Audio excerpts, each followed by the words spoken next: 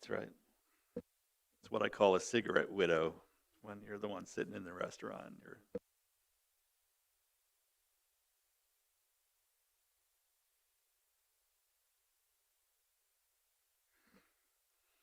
All right, welcome to the Champaign County Environment Land Use Committee. I call this meeting to order at 6:34 p.m. Would the clerk call the roll, please?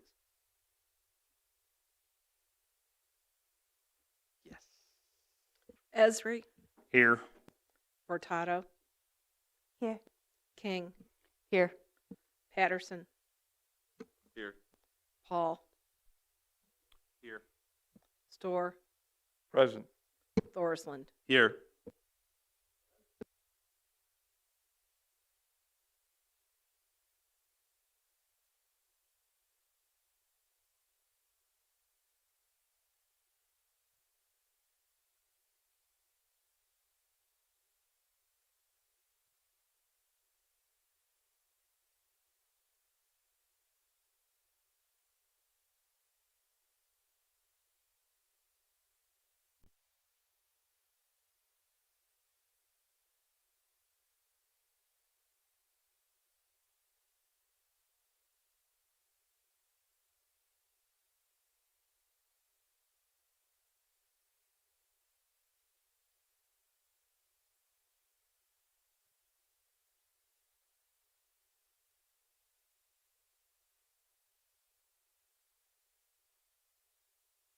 Yeah, they have been corrected.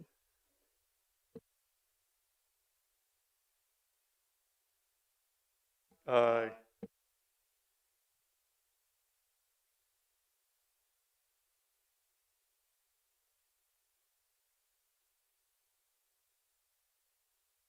Public participation will be short. There's nobody here. So I will open and close that now. Is there any communications for the board? All right, hearing none, we can move right on to new business. This is information only. We'll start with Susan. Susan is here tonight, and thank you again. Yes, I'd like to provide these end-of-year outcomes for the community collection events that have occurred during 2021. So starting with the residential electronics collection, just highlighted interesting points about it. 21 municipalities and Champaign County participated. Again, that's typically about the rate in both of these residential electronics collection events. And the report indicates the participation rates at approximately 18% of the registered persons for each of the 15% and 18%. So it's a pretty good attendance for those that register, and approximately 1,700 people register for each of these events. And one trend that I pointed out was the expected decline of cathode ray tube televisions. At one point, about 2 years ago, they were at 66% of the items brought to the collections, and now they're at about 36%. And then at the same time, LCD TVs and monitors are trending upward. So that's the remarkable trend. It's sort of interesting to look at these collection rates and charts and participation rates, and that's all provided in the report. So that's the residential electronics collection report for 2021.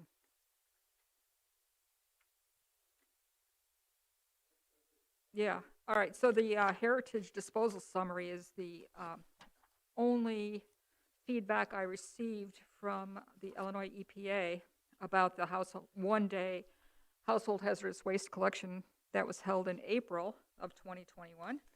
And it's in a new format that will be used as a baseline for comparisons in future years. And nothing really, a whole lot of substance to this report other than the categories of items collected and the quantities. So, and the numbers of persons that were registered for the event, about 974, and 89% of those people showed up. And it was a pretty smoothly run event. So those are the highlights of the one-day household hazardous waste collection event that occurred in April of 2021.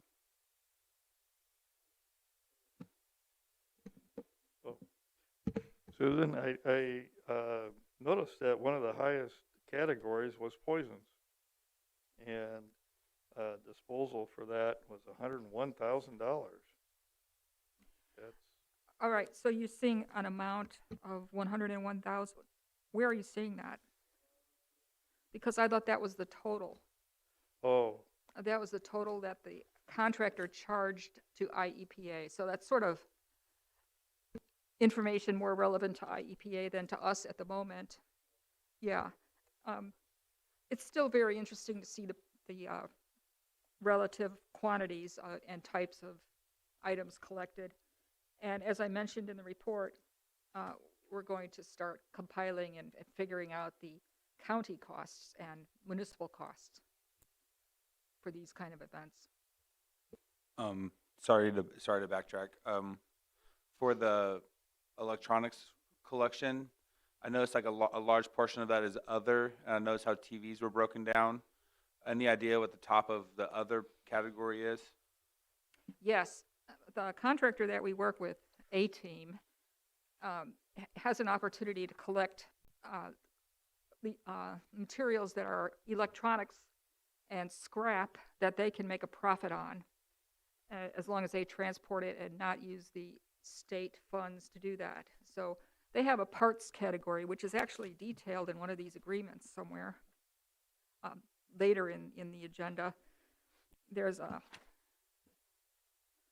I guess it's on page 42 and 43. Let's see, I thought we included what parts were, it's like scrap that they collect. Stuff that's not considered a covered electronic device in the state program.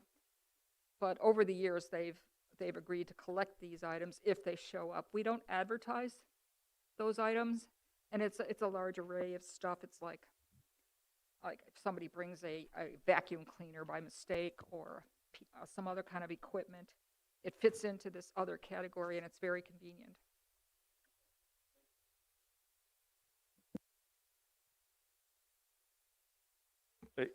are the no-shows for some of these, is that a big problem? The 15 to 18%? Not really, because we usually bump up the registration by that percentage. All right, any other questions for Susan? And we'll have another opportunity when we talk about next year's coming up in the agenda. Thank you, Susan, again for that. Item C was at my behest. We have a zoning ordinance for wind farms, and I think it's about 10 years old. And it has some height limits, 500 feet. It has setbacks and things. We worked very hard on this for a very long time.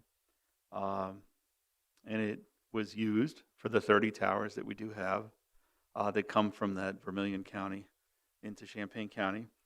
There's been no complaints about noise. People have not had 911 blocked. All the things that we heard that might be a problem seem not to have been a problem. And they're producing power. The newer wind towers are bigger. They're preferred to be bigger. The higher megawatt output, they're up higher, bigger blades. And so I asked John to put this on to sort of just start discussing about maybe updating that. One of the things I have that I can send the link to Mary to distribute later here is recently the FAA changed the lighting requirements, which gives you an idea of what height requirements are. And they made a change in the FAA requirements that now it's 499 up to 699 is a different category than what's below. So we're 1 foot off of now what the FAA considers one requirement to the next. And there's lighting, this, what I would have Mary sent you is the lighting. But it gives you a really great description of all the different things that stick up in the air and how they get lit. And one thing I want to check is to make sure that our ordinance follows that. I believe it does. But does it have a provision to update it to this new updated requirements for lighting? But it gives us an idea of what the potential is. What I see happening in other places is the bigger towers mean fewer towers. Then it's actually helped in the siting requirement. Uh, We have very generous setbacks, which we could make for a higher tower, more generous. But I wanted to get sort of a feel for the board. This would be a lot of work. Uh, It would be a lot of hearings for the ZBA, a lot. But to keep Champaign County up to date with the ordinance and be attractive to companies that may want to come in and put up arrays, I think we would either have to do a lot of waivers to our current ordinance, which is one mechanism that we have. The other would be to update it a little bit so it works for another 10 years or so. We don't know what 10 years from now is going to look like, but we know that we're a little different now than we were 10 years ago. As far as what's out there, what's commercial, what goes up and gets put up. So how does the board feel about beginning that process, which would be, I see one yes from Mary, Chris. I don't have a timeline for this. Personally, I don't know where it fits into staff schedule, if ever. But I think it'd be good to come back in January maybe with thoughts from you folks. I'll try to maybe reach out to people who know more than me about this and do a little more work. I was going to make enough copies for everybody, but I didn't. I made one, but I can pass it around. But I think I'll just send you the link and you can read the whole thing. And again, it has to do with the lighting, but it gives you an idea of what the brackets of things fit into. And that's all I have. Is there anyone who has anything they want to add to that for now? All right, very good. We'll move along to new business. We have actually 3 recreation licenses. I would suggest that, well, we can just do each one individually. We first have the renewal of recreation entertainment license for Gordyville LLC. That goes from January until the end of December next year. I'd entertain a motion for item 8A1, the Gordyville. Moved by Aaron, second by Second. Mary King. Thank you both. Is there any questions for staff about this? All right, seeing none, all those in favor of that, say aye. Aye. Those opposed, same sign. Hearing none, that passes. Okay, the second one is Hudson Farm Wedding and Events, LLC. And again, this is for next year, for the full year. I'd entertain a motion for that. Moved by Chris, second by Aaron. Thank you both. Any discussion on the Hudson Farm wedding events? Hearing none. All those in favor say aye. Aye. Those opposed, same sign. Seeing none. Item 8B is the annual hotel motel license for our one hotel motel that we have in the county.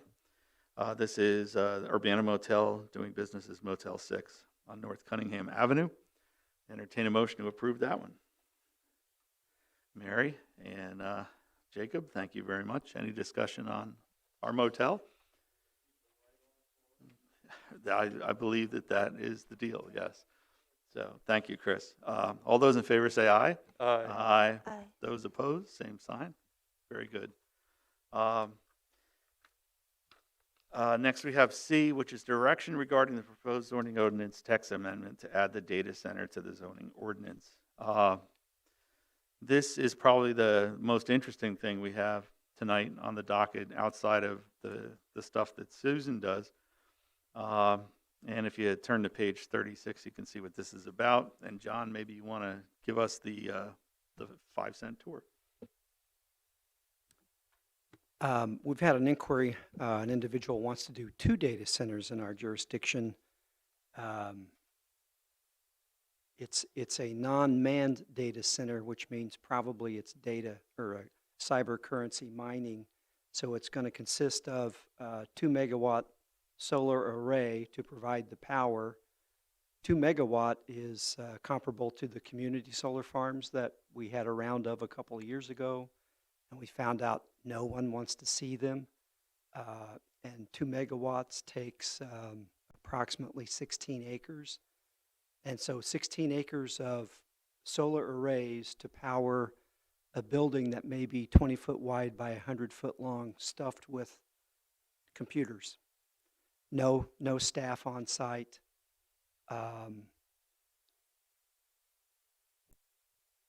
We don't allow solar farms anywhere but Ag 1 and Ag 2. Now, this solar array is not really a solar farm because it's not intended to sell energy to the grid. It's intended to use the energy on site, but it's going to look like a solar farm to a neighbor. I'm assuming you would want us to treat 2 acres of solar array the same as 2 acres of solar farm. Now, on the one hand, in a solar farm, if the project goes belly up, you've taken out probably best prime farmland for a solar farm, and you require a decommissioning agreement to return it to farmland. The way this text amendment is structured, data centers will only be allowed in B4 business and I1 light industry. The question arises, well, if a data center goes belly up, do you want a decommissioning agreement to remove that solar array? It's still going to be what the zoning ordinance calls a non-adaptable structure. It's only going to ever be a solar array, and if you don't require a decommissioning agreement up front, you're going to be stuck with a solar array. Maybe another use will come along and develop on the site, maybe not. That's a difficult question. I don't know what to recommend, except this assumes you're going to treat it just like a solar farm. They're going to have to provide a decommissioning agreement so that if they go belly up, it's going to remove it. The other thing about treating it as a solar farm, you may recall we don't allow solar farms within a half a mile of a municipality. You would expect B4 and I1 zoning to be within half a mile of a municipality. So it's got an inherent contradiction built into it. The two that are proposed are both within a mile and a half of the city of Urbana, which has already approved 3 data centers for the same person. Now they've been approved, they have not been constructed. You know, I don't know if those 3 are going to be in addition to the 2 that he wants to do in our jurisdiction, or maybe we'll see if we can get it done cheaper through the county than the city. So I think, there's contradictions here that are going to really be meaningful to the city of Urbana. I don't know what else to do about that. Right now, again, we only allow solar farms in the ag districts.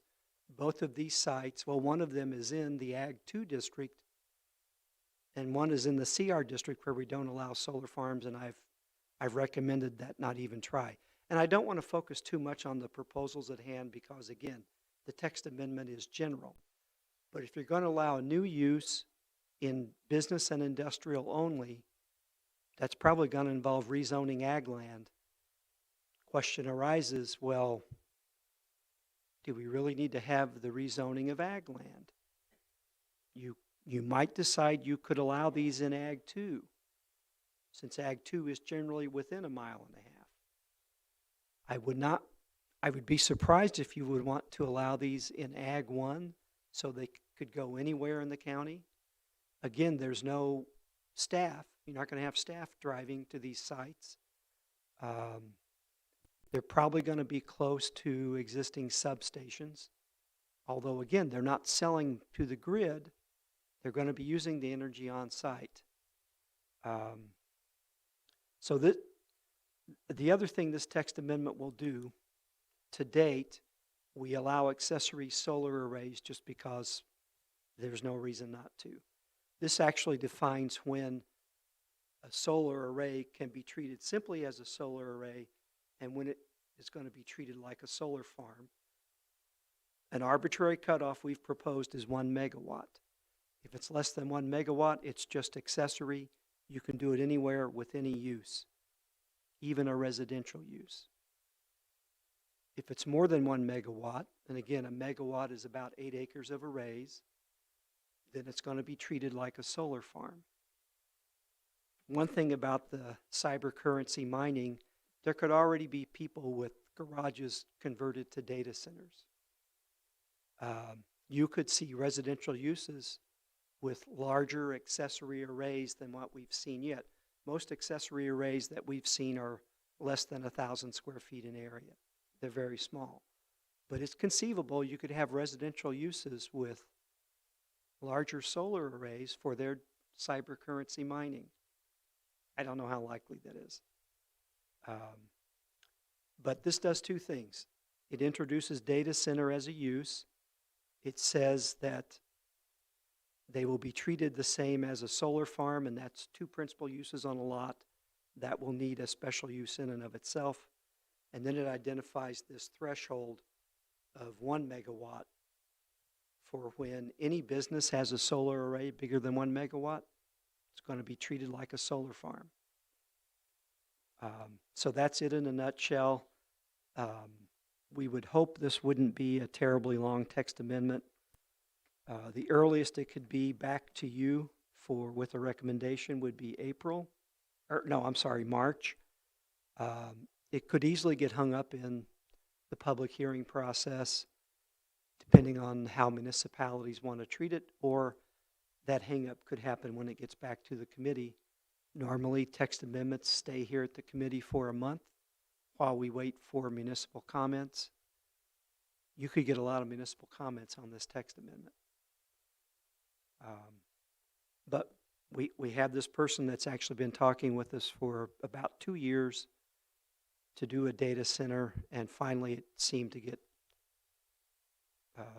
close enough to realization that we realized, gosh, we can't just treat this like a solar farm. It's got to be something else.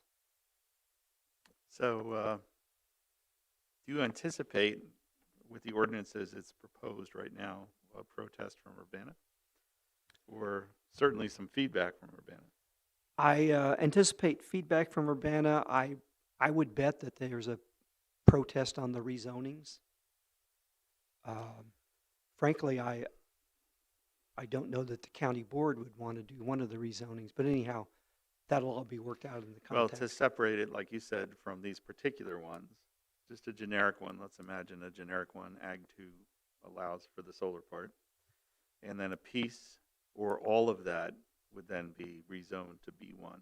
Would it only be where the facility that houses the equipment rezoned, and the other part, the solar array that's associated with it, could stay Ag 2?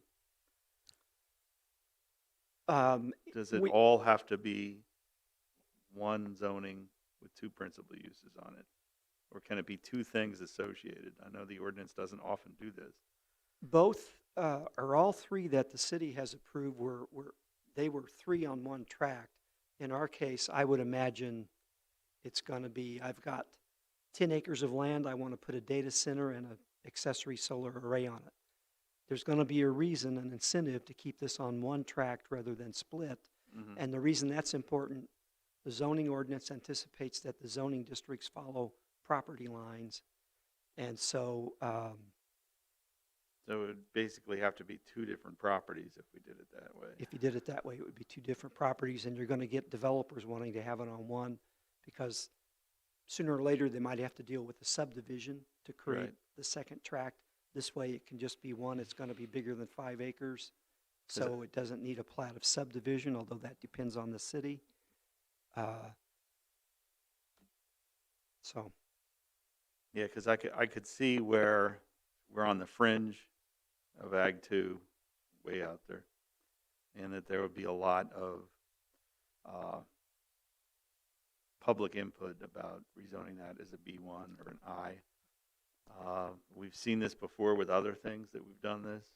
I recall back in the past, I think fertilizer plants or something that we made I's, and some people didn't want industrial because the, I believe I heard the word slippery slope at one point. That's right. And so if the county board, if you feel like the county board wants to take a less restrictive approach, allow them an Ag 2, that makes it simpler for everybody, although, and since there is this decommissioning agreement, maybe allowing them an Ag 2 is not a problem. If it ever ceases, then it gets turned back to farmland. Yeah, and that was something I think that should stay in it. I think it should be treated that way. These are not hard to remove. It's not like even like a wind tower that has, how many tons of concrete underneath the soil. These are on metal pilings that can be pulled back out. And I think our solar farm talks about the ground cover even, right, underneath. It does on Best Prime farmland. So Now, and one that- thing different here is this, the computer building is going to be a footprint, like I said, up to a couple thousand square feet.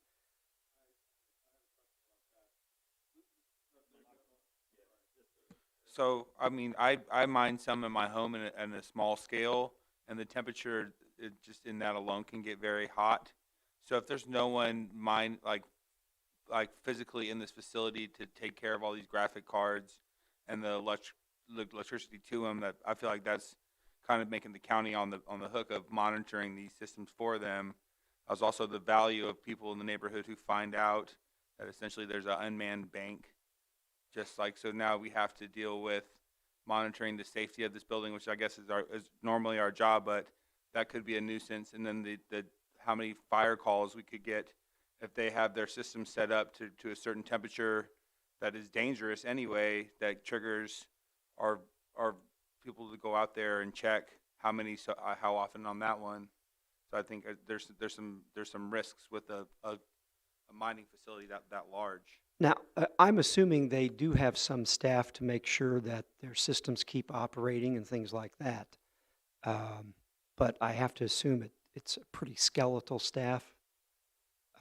But you're right, these things, I mean, you read about the temperatures and it's like, wow, this is very different. Yeah.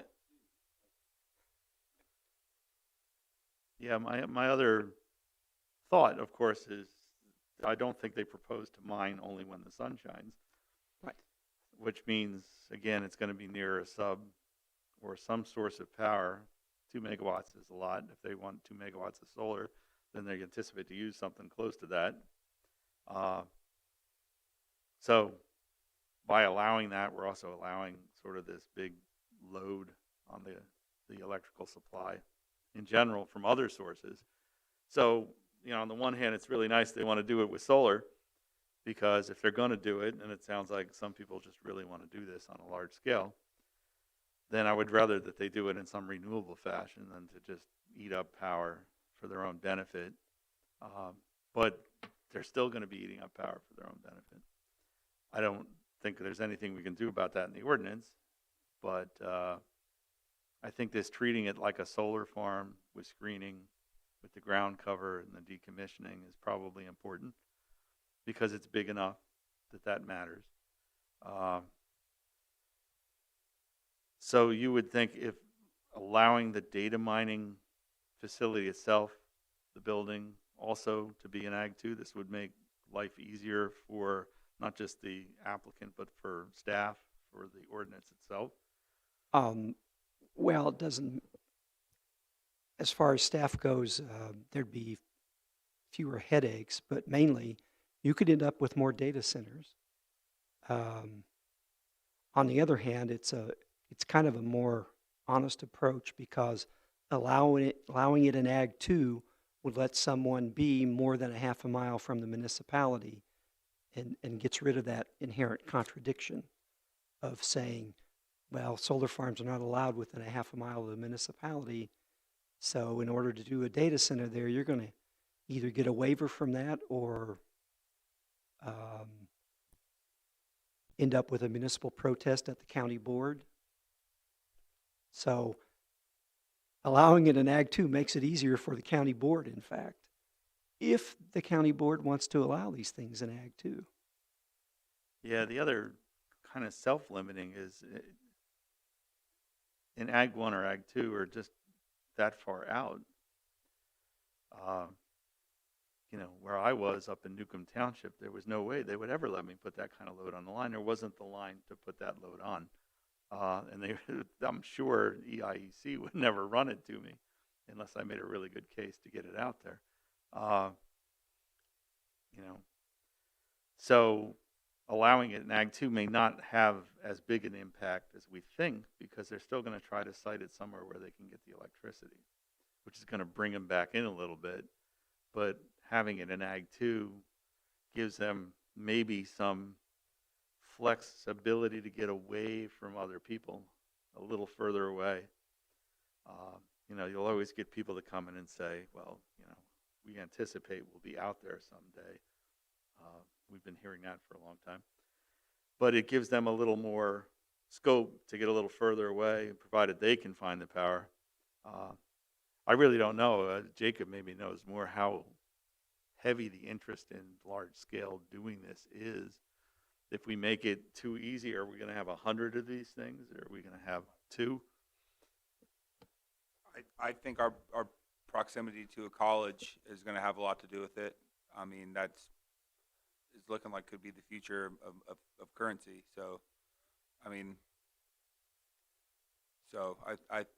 it's come more and more, I definitely see that as a possibility. I put most of my money into it. I know a lot of people who do. So, yeah, it's real.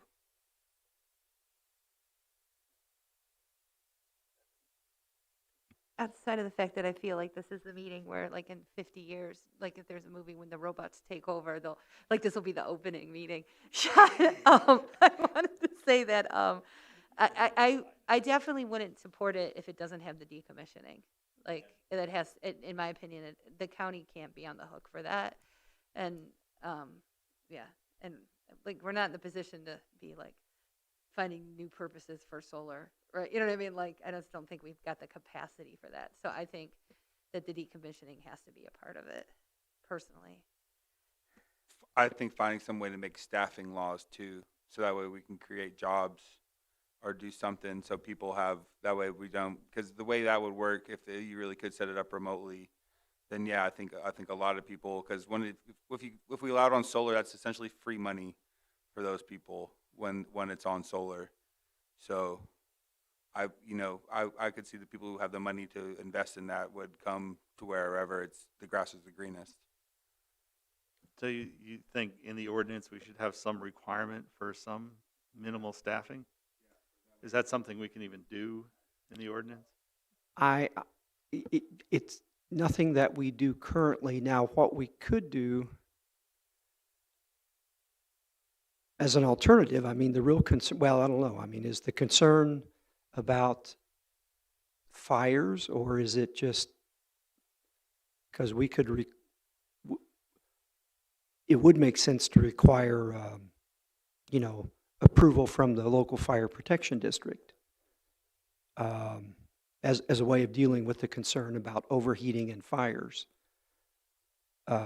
Maybe we should have, as we get into the detail, a greater setback from a neighboring property if this facility happens to be next to somebody else's house. If we think it's going to someday light up, I think we have pretty strong setbacks from things anyway.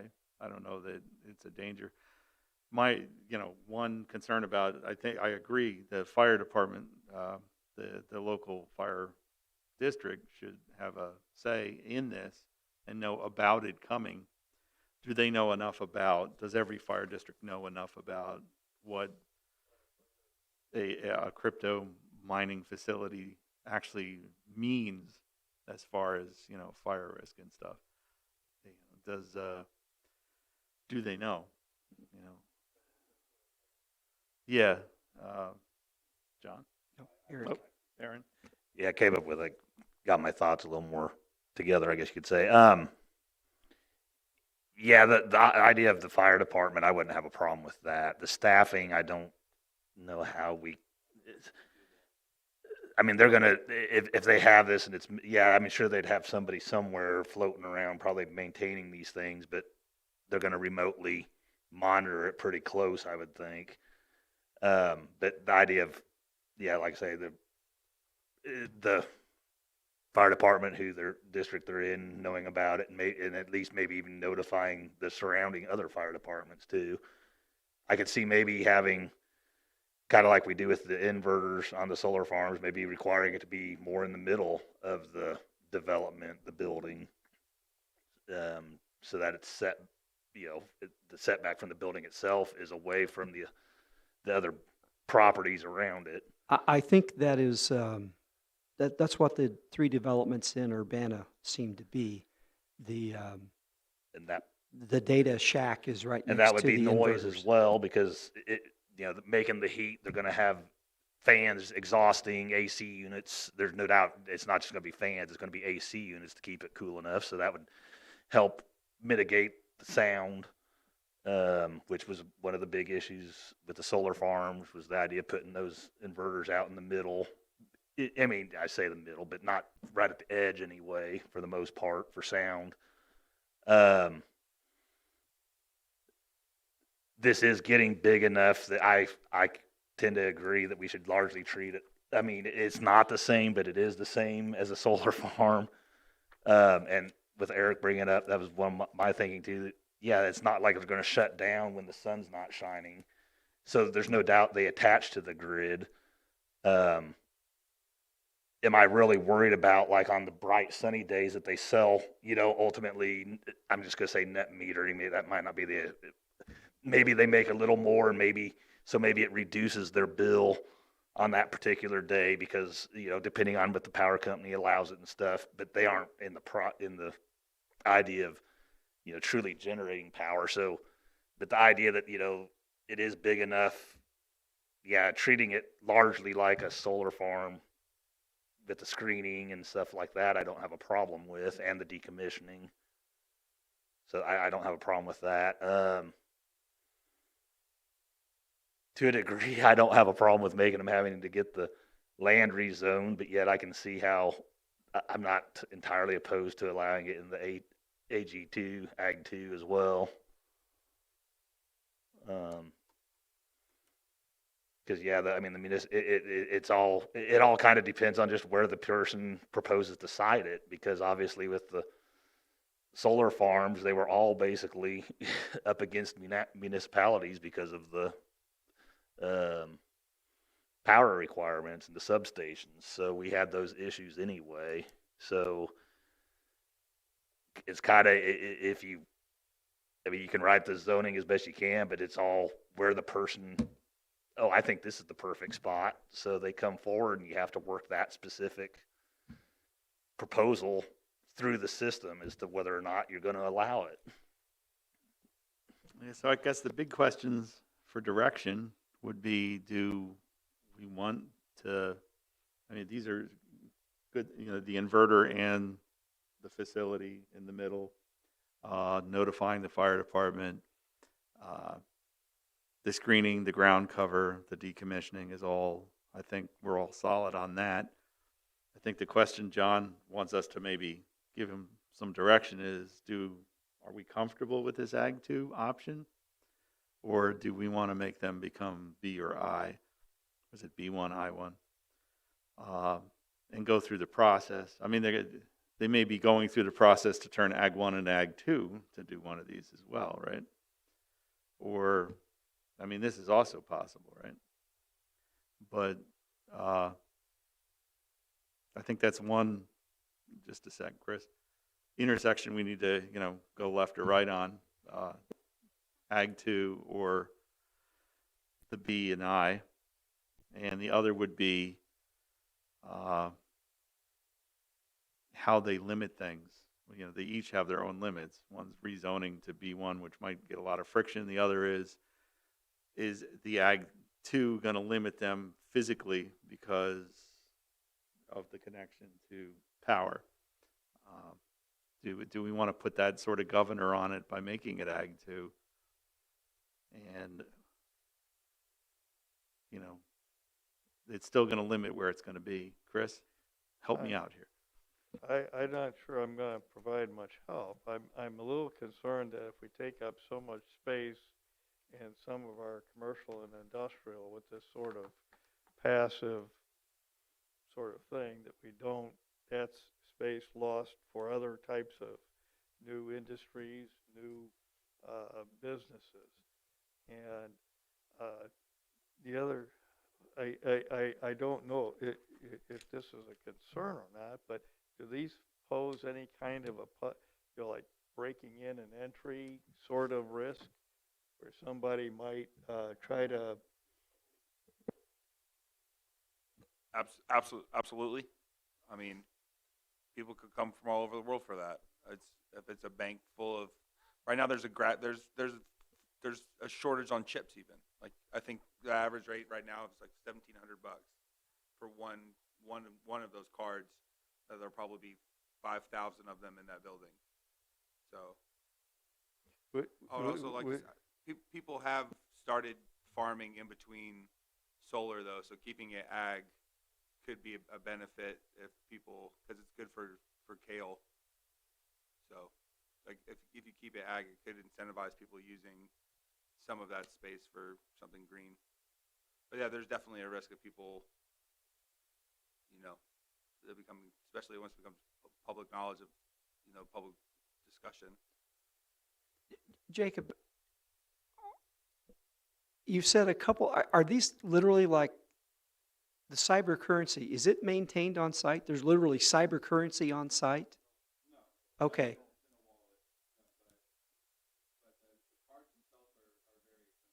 The cards themselves to mine are very expensive. So, I mean, a box maybe the size of this piece of paper could hold 4 or 5 of them. So, and that could be enough for, I don't know how to say it like in bytes, but like the frequency that you would do transactions would be like the space that we're talking about is huge. Like we're talking about millions and millions of dollars in chips that would need to be protected. Yeah, there's been some pretty high profile, where 10 people go in a building and just pull these things out of the racks and run with them. And, and in 5 minutes, a couple $100,000 worth of these things are gone. I think, maybe this is a more attractive nuisance for theft than if it was just a solar farm. I don't think anyone's running over to the solar farm and running away with a panel very often. But the onus of protecting all this is going to fall on the person operating it. So I imagine there'll be security cameras and all kinds of other things, maybe gates and stuff. But are we worried about bringing in people that want to steal, a sky crane helicopter and the whole building just flies away? I am worried about a citizen who lives in town who needs a sheriff when someone breaks into the solar farm once a week. I'm not sure I totally understand the parameter of the decision. Are we deciding between I and the B and Ag 2? Or are we deciding to add on Ag 2? Do you know what I'm saying? Like, is it an either or decision or an expansion decision? My question was, do we add Ag 2? Okay, so it's like an and, okay, I just wasn't sure. Your fork in the road, I didn't know if like we were literally a fork or if it was just like it is a fork. I just didn't know. So the idea would be that it would be allowed, and what it is now, John has the nice chart in the handout for time, but to add the Ag 2, the benefit would be maybe we move these things a little bit further out. We maybe get more of them. I don't know what benefit besides the revenue from the construction and things they provide to the county, property tax. Well, if you don't, Jacob, to your idea of keeping it in ag for farming, there'd be nothing keeping them from farming under the panels in a B or an I, correct? I mean, because ag's basically allowed by right in any district. So, I mean, if you if you were of the mind and you went into an industrial, I'm just putting it out there, and it was all concrete, and you wanted to go in there and spend the money to rip the concrete out and start farming it again without changing it to anything, the county would basically be like, okay, I mean, you spent the money to tear the concrete out, and you're going to grow, millions of dollars to say to tear the concrete out, and you're going to grow corn and beans. Well, fine, if you want to spend your money that way. So that, I mean, just to let you know, I mean, others maybe that no matter where it's at, if they had green underneath it, that they, ground that they wanted to farm, there'd be nothing keeping them from doing that.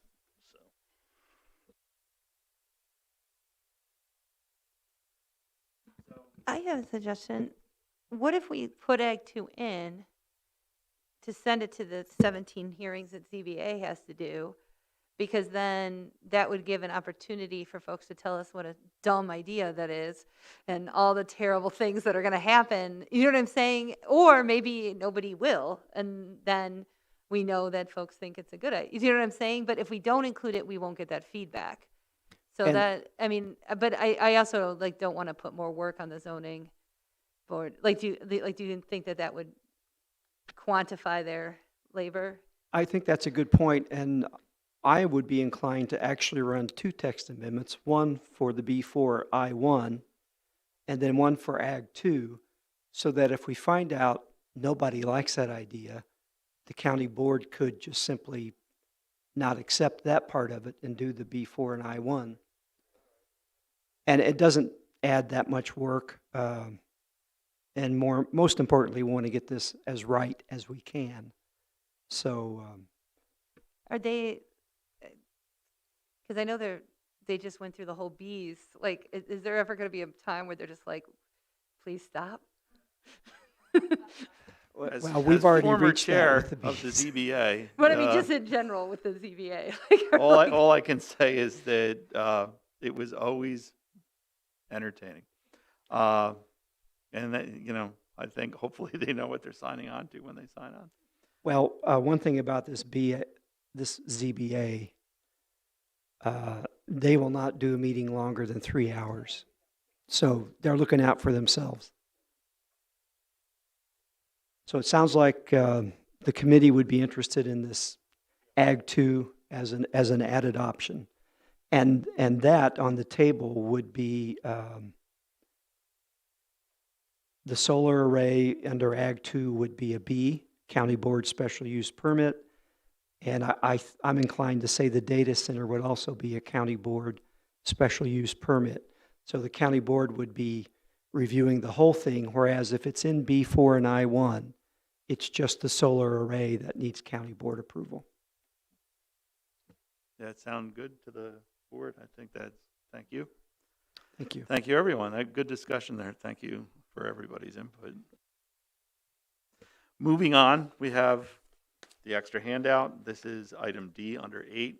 This is a recreation entertainment license for Troy Feldkamp and the demo derby at the Champaign County Fairgrounds. And I do have a comment here. John gave me the sheet with a little note from the sheriff. Just the backstory is the last time this event was held by another promoter, it went really, really late. It was a lot of noise. There was a lot of problems. And what the sheriff writes here is, if they adhere to their timelines on Friday and Saturday, CCSO has no issues. I have spoken to Mr. Feldkamp about this via phone. And on the back of the handout, you see a schedule that they propose for their events for the demo derby to get it done. 10 o'clock is sort of the nominal stop time, and this would fit, of course, into this and then some, because they're talking about being done at 8 o'clock. So even if it goes long, they have 2 hours of before they run into the nuisance permit. So with all that, I'd entertain a motion of approval for the R&E license for Troy Feldkamp's demo derby. Moved by Kyle. A second? Second. Stephanie Furtado. Thank you for, question or a Actually, second? I- Well, okay, go I have ahead. a second, and then I have a question.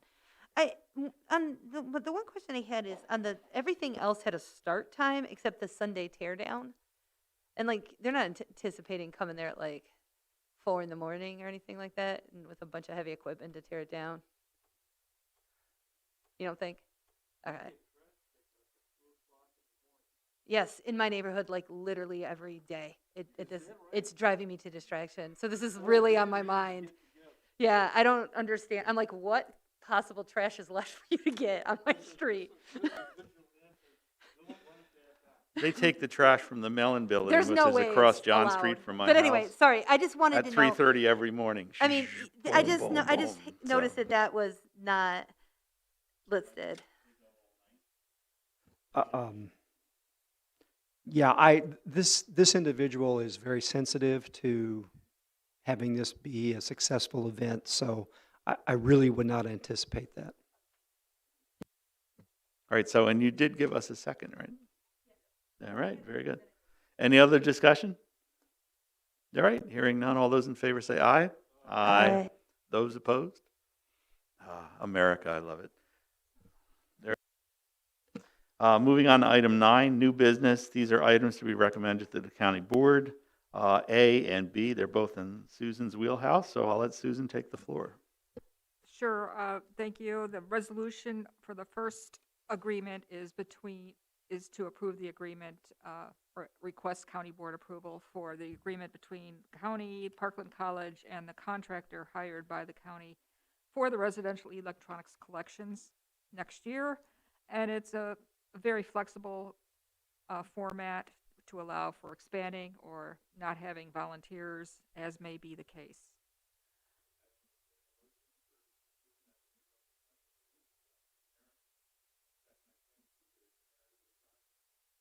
All those in favor say aye. One question, go ahead, Aaron. Susan, just I guess popped into my head. We've been working with A-Team now for several years, I know. And I know that it's not like these Yeah, companies since are out there everywhere, but 2016. you don't have any issues. I mean, you don't see any issues continuing to work with them. You It's don't. a dream working with this contractor Yeah, you don't. compared to some of the early ones. Yeah. Okay. I just Yeah. because I know there are others, but it's not like there's many. So I just Yeah. thought I'd bring that up because I know Yeah. we've been with them for a while. So thanks. Okay, any other? All right, with that, all those in favor of 9A, say aye. Aye. Those opposed? Hearing none, that's approved. Okay, Susan, if you want to explain B. Sure, and that, the next one is to recommend county board approval of the intergovernmental agreement for cost sharing, and on page 51, I anticipate all of the possible costs so that we don't have to come back or request an adjustment. So, yeah, I did provide additional information about how the costs are calculated, if you wanted to read about that, but otherwise, this is a standard format that's been used over the past several years as well. Any questions for Susan on the household hazardous waste? Chris? Thank you. I noticed that we're renting State Farm Center for $1,000. It's something that we don't do with Parkland. Or Right. do we? Parkland has been very generous to absorb or not charge any fee for the use of their premises. But Is not this the, not sitting the in, case for State Farm Center, which will be a new venue this year. is this mean that we're kind of shorting Parkland out of something? Or No, that, these are two different, this intergovernmental agreement for Right. cost sharing covers both the residential electronics collection events and the one-day HHW collection event. no, I get the distinction. I'm just kind of, but we're still, and I agree with you. I find Parkland very generous in allowing us to do this. I'm just, it's rather a pity that the University of Illinois is Believe not me, so I civic-minded. asked them not to charge a fee, and they said, no way, we have to charge the fee. Same with Marketplace. Yeah, they don't have the flexibility that Parkland has. Is that a fact? Yeah. I haven't delved into their policies. Well, I'm kind of, I am, because I'd like to see the State Farm Center used for some other, things as well, and it's, they just set this really high hurdle. They have the flexibility if they want to do it. It's their parking lot. They could decide to waive a fee. Yeah. Yeah, and they'll be there selling $4 bottles of water too. Are they gonna charge us for using the little rotating animated board for advertising this? No, we haven't asked about that. That's probably a charge, though. We don't advertise it because we have online registration and we don't want people just showing up. Okay, with that, Yeah. I'd entertain a motion to approve 9B, the residential electronic special household hazardous waste collection is dutifully explained by Susan. So moved. Moved by Chris. Second by Aaron. All those in favor say aye. Aye. Those opposed? Hearing none? Okay, great, fantastic. Those are the two items for the county board tonight. Other business tonight, we have 2 monthly reports from staff, September and October, which is wonderfully current. I think a testament to their work that they can get those out too. I remember it wasn't always the case. So I think that's great.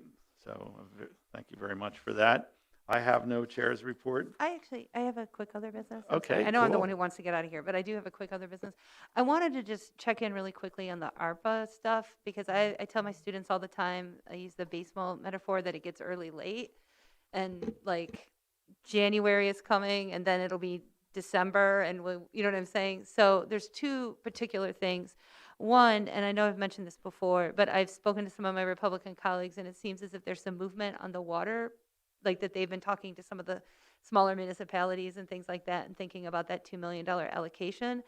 Theoretically, we could just take that straight to cow, but I think I personally think it makes more sense to bring those projects to this body first so there can be a more substantive conversation because the cow agenda usually seems to be pretty, I mean, it's just going to be an MOU, you know, so it's going to be a financial piece.